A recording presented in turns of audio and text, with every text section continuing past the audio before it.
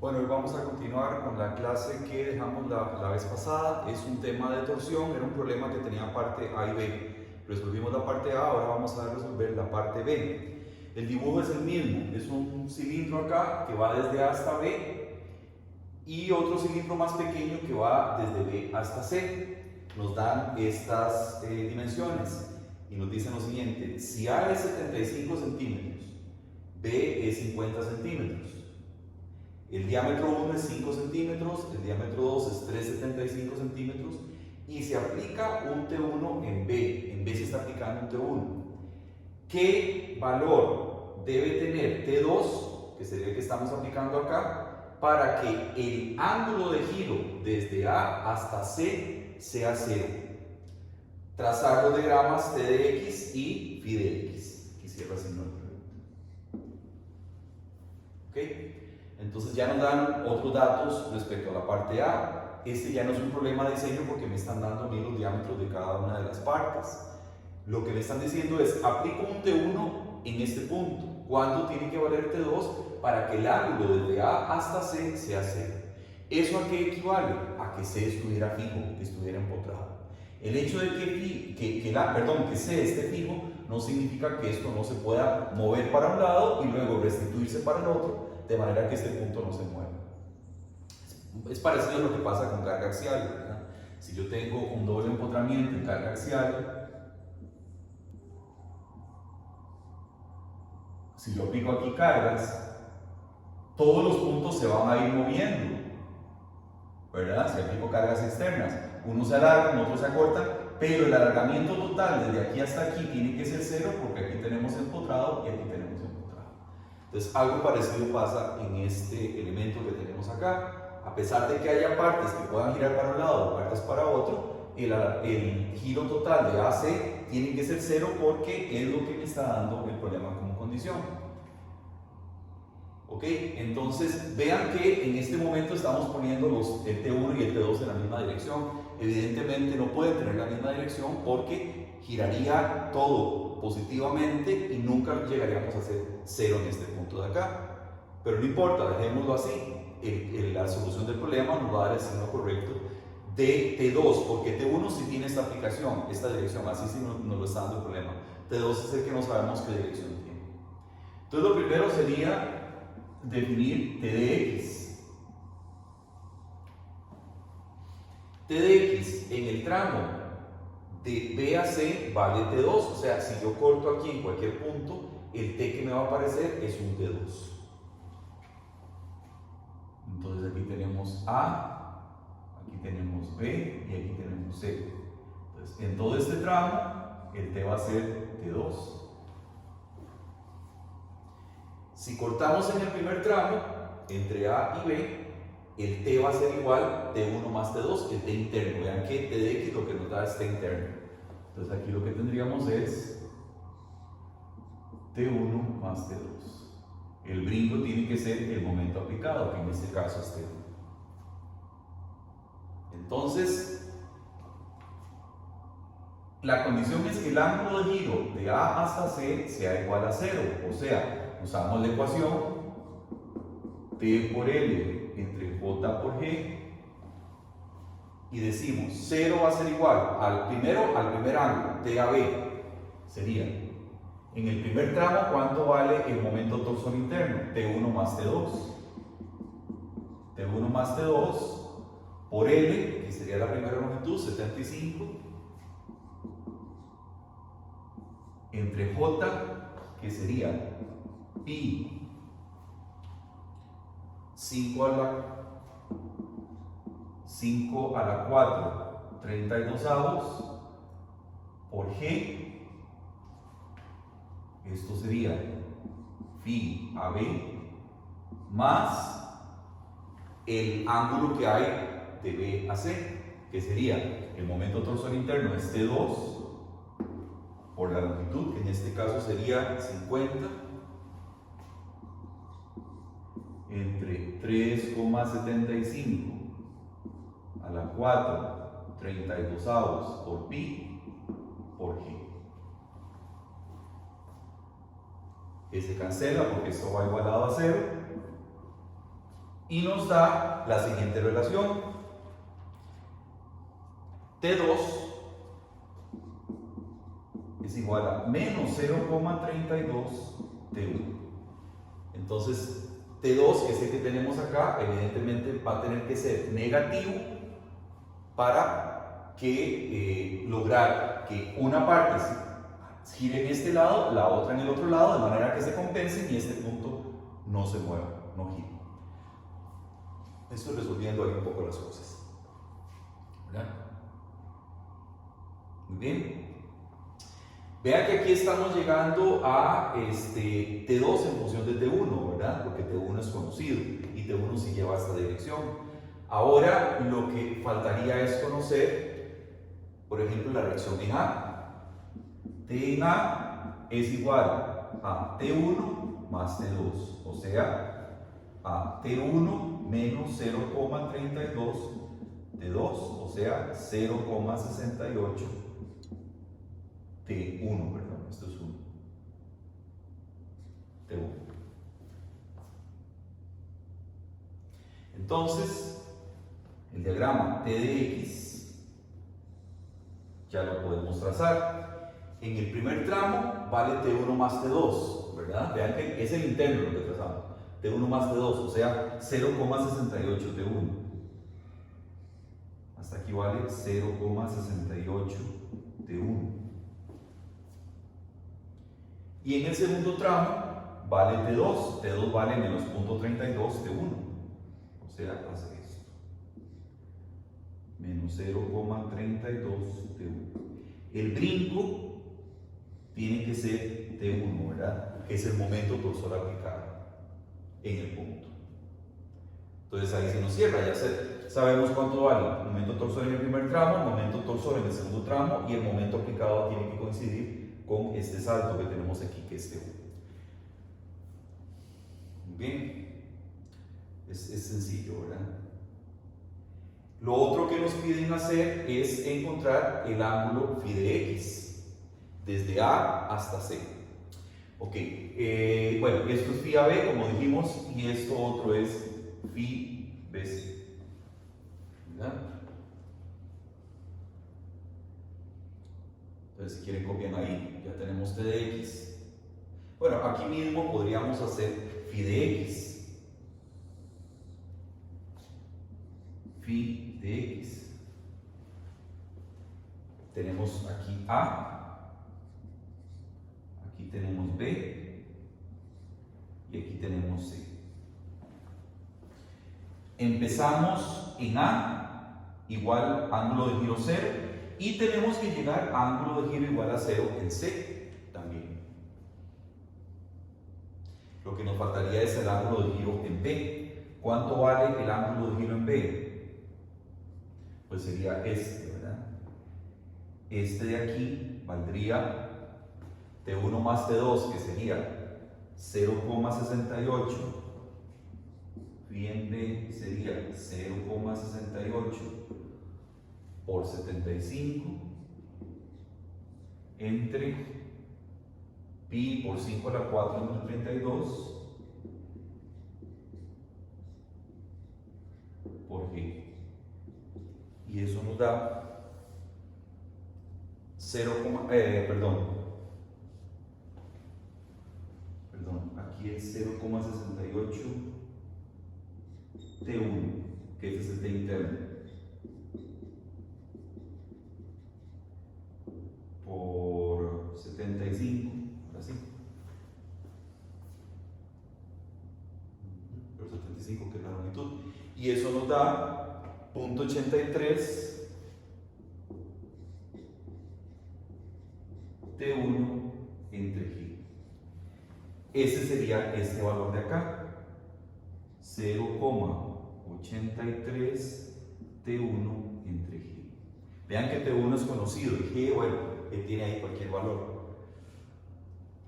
Entonces tenemos que ir de 0 a este valor y luego llegar a 0. ¿Cómo unimos esas líneas o cómo unimos esos tres puntos? Bueno, si nosotros nos damos cuenta, la forma en que varía el ángulo de giro es una forma lineal. si el momento torsor es constante en todo el tramo, J es constante en todo el tramo, G es constante, phi varía con L, siendo L la variable, ¿verdad? Conforme tengo más longitud, tengo más ángulo de giro, ¿verdad? No es lo mismo cortar aquí muy cerca del empotramiento que cortar más acá, que cortar más acá. Conforme me voy alejando, el ángulo de giro se va haciendo cada vez más grande. Entonces, como tenemos phi, todo esto es constante, todo esto es constante. Entonces, phi varía con L, siendo L la variable. Por lo tanto, lo que tenemos es una variación lineal y eso lo que nos da es esto. Empieza en 0, llega a este valor de giro y luego se devuelve a este. Bueno, aquí no me quedó muy lineal, pero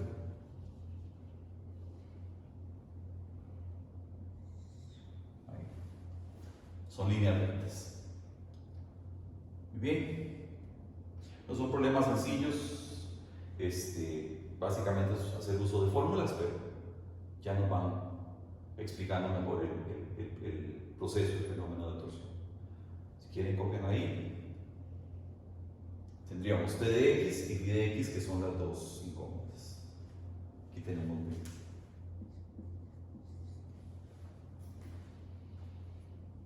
Muy bien, repito, la variación es lineal entre este punto y este porque esta es la fórmula de phi en función de todas las demás variables. Momento constante, J constante, G constante, me da todo eso como una constante. Entonces phi varía como una constante por L, siendo L la variable. Conforme L es mayor, vean que aquí en el empotramiento L es 0, entonces L es 0, entonces no hay variación. Conforme me voy alejando, el ángulo de giro va haciéndose más grande hasta llegar a este máximo y luego empieza a decrecer hasta llegar a ser 0 porque es la condición del problema. Bueno, voy borrando.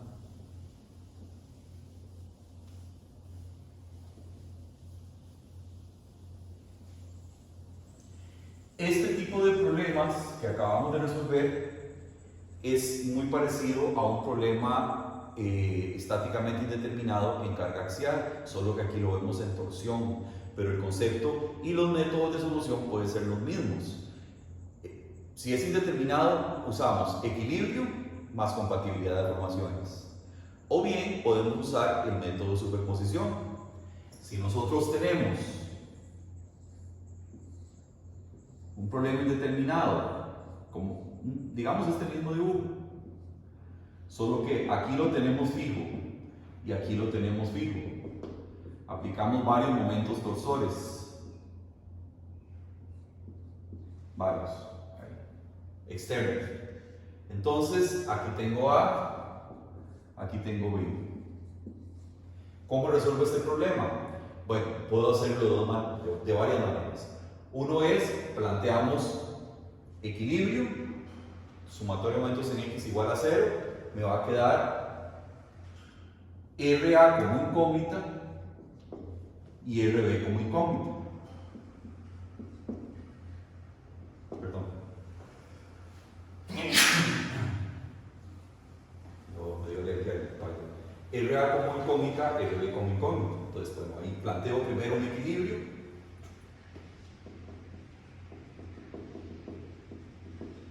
Sumatoria de momentos en X igual 0 y tengo una primera ecuación.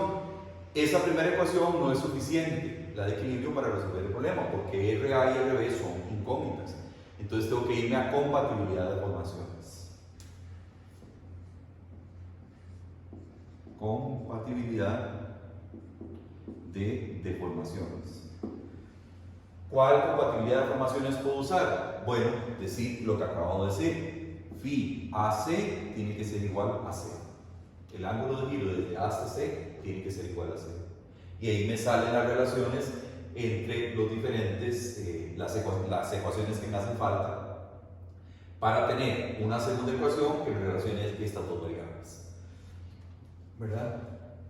Es muy parecido como lo acabamos de plantear. Otra forma es que yo puedo plantear la ecuación de compatibilidades en este punto de acá y decir, lo mismo que gira este elemento tiene que ser igual a lo que gira este otro elemento en valor absoluto. O sea, puedo decir phi AB en valor absoluto tiene que ser igual a phi BC porque esto empata, ¿verdad? Esto está unido. Entonces, lo mismo que gira uno es lo mismo que tiene que girar el otro, ¿verdad? Esa es una posibilidad. También podríamos usar el método de superposición que ya vimos en carga axial. ¿Qué hacemos? Como son dos incógnitas y una sola ecuación de equilibrio que es indeterminado, entonces lo que hacemos es liberar uno de los dos extremos. Puede ser este o puede ser este. Le metemos todas las cargas externas, lo dejamos que gire completamente a donde tenga que girar, ¿verdad? Lo dejamos que gire libremente en el sistema auxiliar isostático y luego eso nos va a generar un ángulo de giro. Pues ese ángulo de giro lo tenemos que cerrar porque el empotramiento, ya sea este o este otro de atrás, no gira, no pueden girar por las condiciones que tenemos del problema. Entonces, el sistema de restitución va a aplicar un momento torsor único a lo largo de todo el elemento que cierra el ángulo de giro que generó el auxiliar isostático. Entonces ahí lo cerramos. Y ahí obtenemos directamente la reacción, el momento torsor de reacción en B o en A, dependiendo de donde hayamos soltado. Y luego volvemos con esa reacción a hacer equilibrio de todo el sistema y encontramos el momento torsor de reacción en el otro lado, en el que no habíamos soltado. Es un procedimiento prácticamente idéntico al de carga axial, solo que lo hacemos con momento torsor, pero el procedimiento conceptualmente es lo mismo y lo pueden practicar. Bien. Entonces lo podemos hacer con equilibrio y compatibilidad de formaciones o con método de superposición también, un problema como este. Empotrado acá y empotrado aquí. Muy bien, vamos a resolver otro problema más.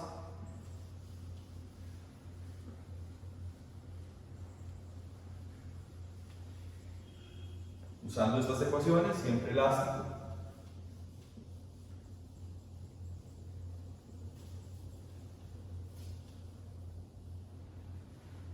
Por oeste también.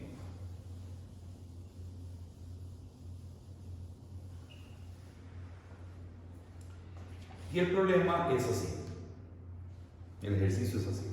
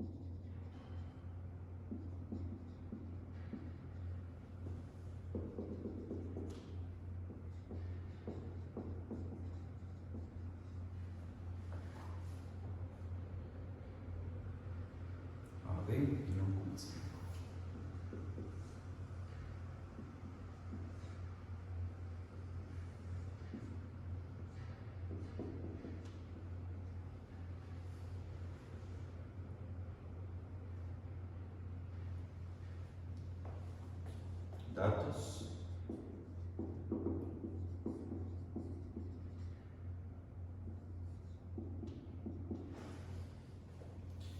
...120 megapascales... ...80 gigapascales...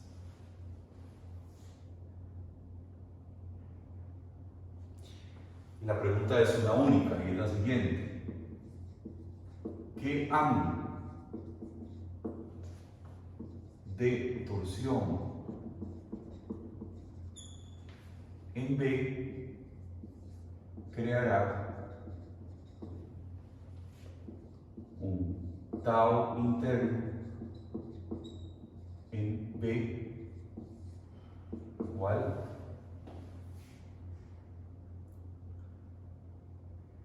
70 megapascales?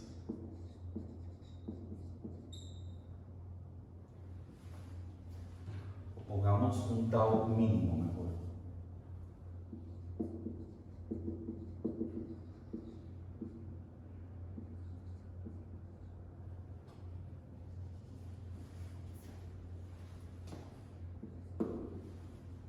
Así sería.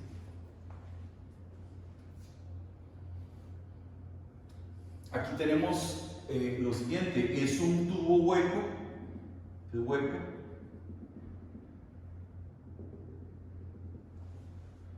sea, se le extrajo un núcleo a un tubo macizo, se le extrajo este núcleo que estamos viendo aquí, se eliminó, entonces me quedaba una sección hueca, circular hueca, con diámetros de 60 milímetros externo, 40 milímetros interno. Nos dan el tau admisible igual a 120 megapascales y el módulo de elasticidad del corte de 80 gigapascales. Básicamente lo que nos pregunta es qué ángulo de torsión en B, en la sección B, creará un T interno mínimo en B de 70 megapascales. O sea, lo que me están diciendo es que en la sección B lo que tenemos es lo siguiente.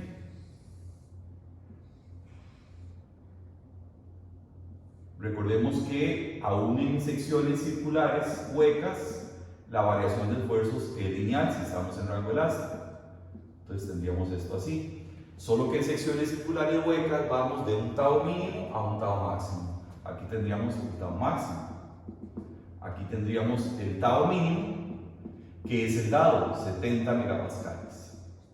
Entonces hubo unos esfuerzos, bueno, aquí yo cometí un error. Voy a darle vuelta nada más a la dirección del momento para coincidir con los esfuerzos, porque si no tengo que borrar toda la distribución de esfuerzos que ya dibujé. Entonces, esta dirección de momento torsor es la que me genera esta distribución de esfuerzos. Entonces voy a tener una variación lineal de un tau mínimo, que es este, que es digamos el más cercano al centro, que en este caso no es cero, porque aquí no tengo material. Es cero cuando yo es circular llena, perdón. En este caso hueca, entonces partimos de este al máximo.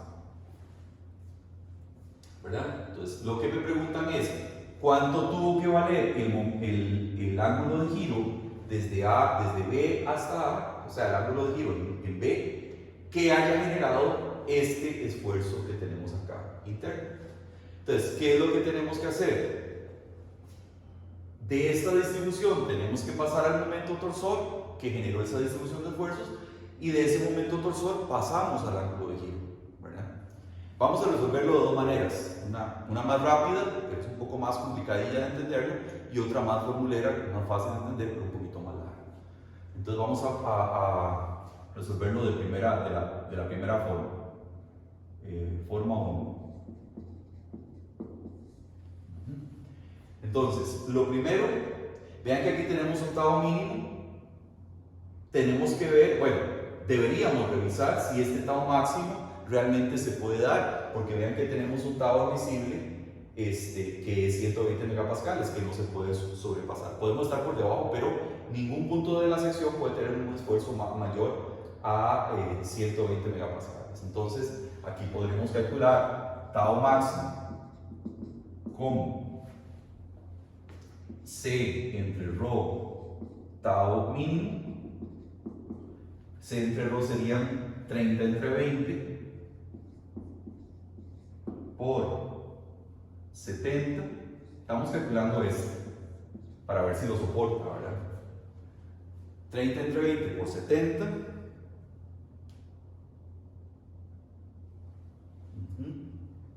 Son 60 entre 230, 40 entre 220. 30 entre 20 por 70, eso nos da 105 megapascales.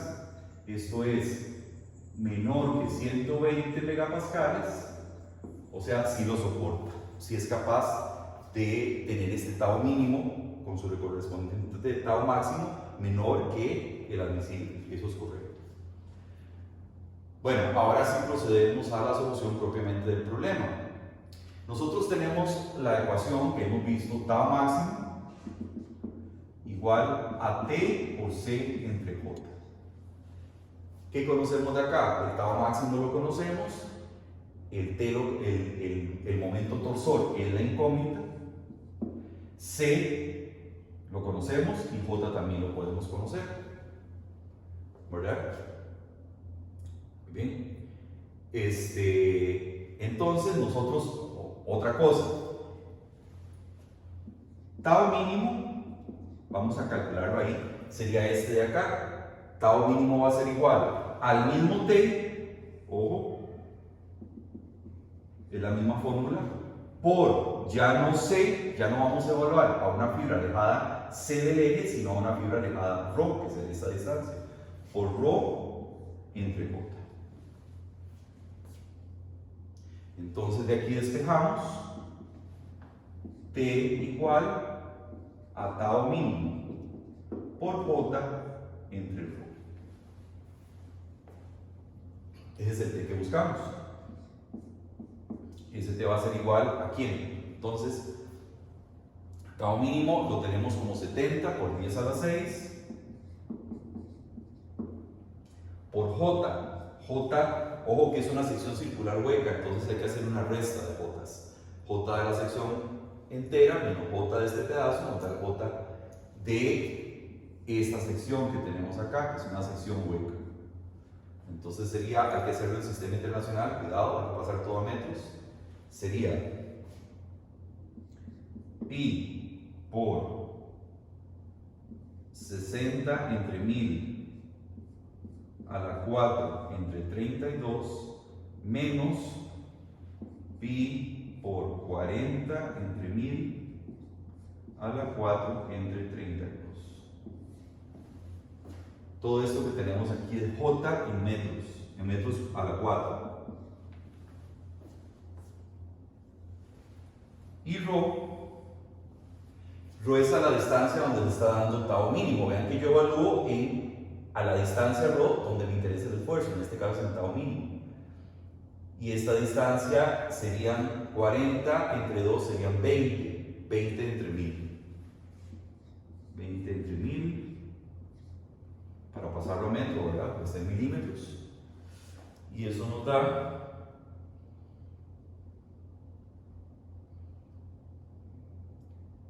3573,5.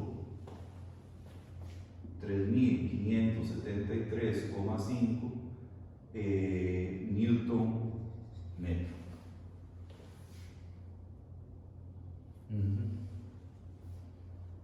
Entonces, ese sería el momento torsor que generó esta distribución de esfuerzos. Yo también pude haber sacado ese momento torsor de esta fórmula, con tau máximo, que son 105 megapascales, T en la incógnita, C, ahí estaría evaluando el C, que sería en 30, que sería esta distancia, ¿verdad? Y el J es el mismo para ambas, ¿verdad? Obviamente el J es el mismo. Pero lo estoy evaluando en la fibra de tau mínimo, que también puede salir. Entonces, una vez que tenemos el momento torsor, basta calcular el ángulo como T por L entre J por G.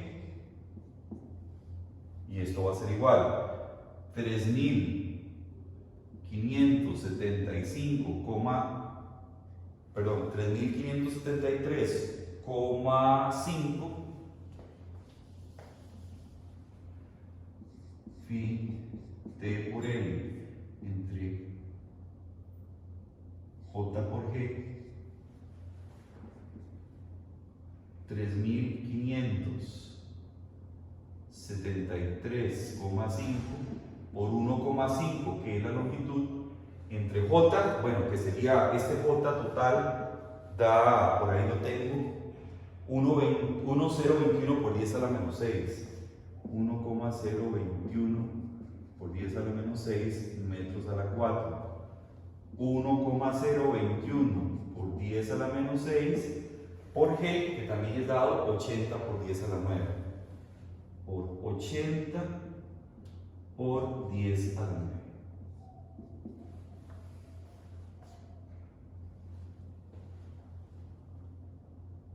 Y eso da 0,0656. Esto es igual a 0,0656 radianes. Recuerden que la fórmula da en radianes, que si lo multiplico por 180 entre pi, lo obtengo en grados y me da 3,76 grados. 3,76 grados. Lo pueden dar en cualquiera de los dos, en grados o en radianes.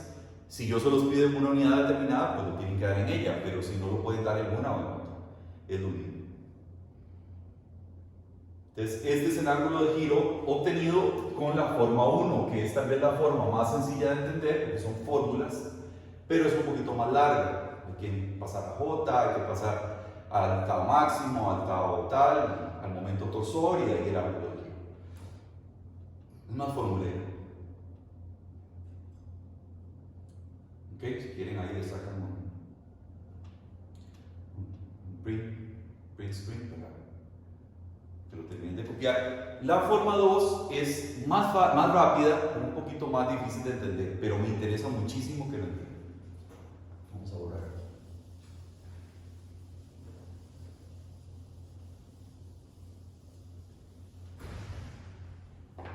Vamos a ponerle entonces forma 2.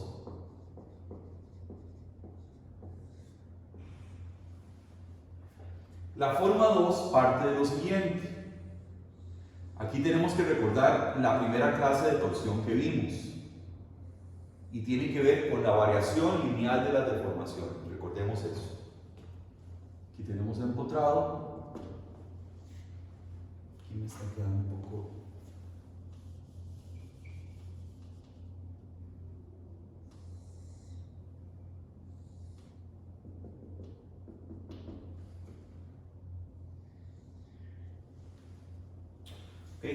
Este extremo está fijo, este está libre, este está girando para acá, ¿verdad? Entonces, originalmente, recordemos que, digamos, aquí tenemos un radio, aquí tenemos el eje, aquí tenemos un punto que llamamos A. Cuando aplicamos la torsión, este punto A, así de manera exagerada, pasa a esta posición A'. ¿Y qué se nos forma aquí? ¿Qué se nos forma ahí? El ángulo phi, precisamente. ¿Verdad?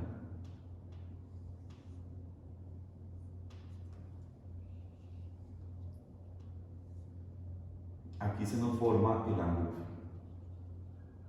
en la sección.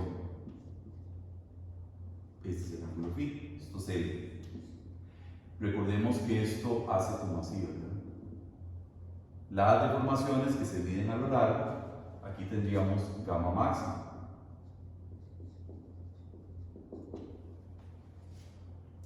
Y esta es la cuerda famosa, la cuerda que llamamos A'.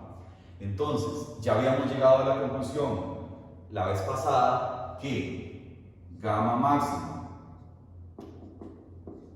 por L, igualando las cuerdas, ¿se acuerdan? La tangente del ángulo igual al ángulo, ya lo hemos visto.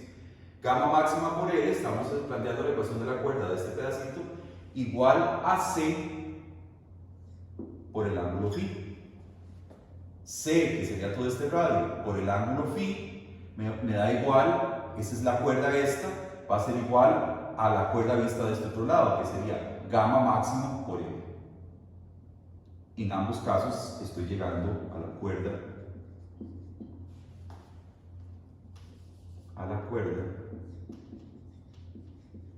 A'.